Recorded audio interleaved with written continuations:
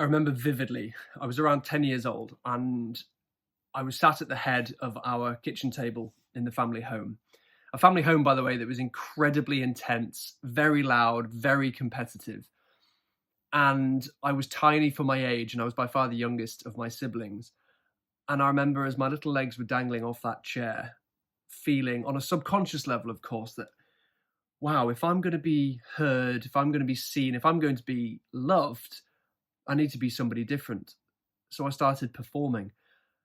And that performance carried with me through high school as my way of evading bullies. And it peaked when I was in my mid 20s and I ended up running an engineering business in Perth, Australia. And I didn't know who I was. So I became who I thought the industry and my company needed me to be, which was incredibly tiring. It led to incredible amounts of inner stress, inner tension. My performance was impacted, my health was impacted. And that led me to an accelerator program in Bali.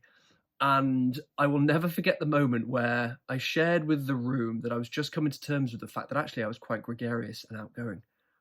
And the room pissed themselves laughing as if it was the most obvious thing they'd ever heard.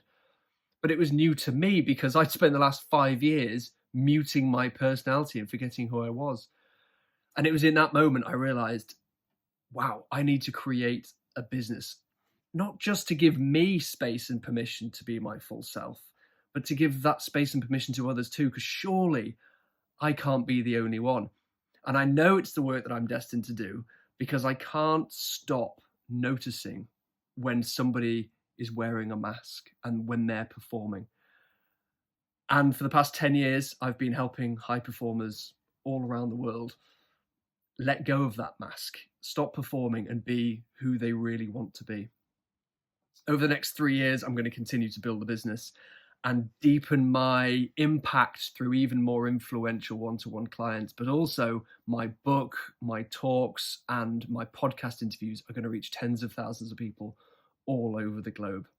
But ladies and gentlemen, my ultimate vision is to bring that work earlier on in the chain and to imagine a world and create a world where children can grow up with the space and permission to be who they really are, where their dreams get to take shape before they're crushed, and where their voices get to sing before they're muted.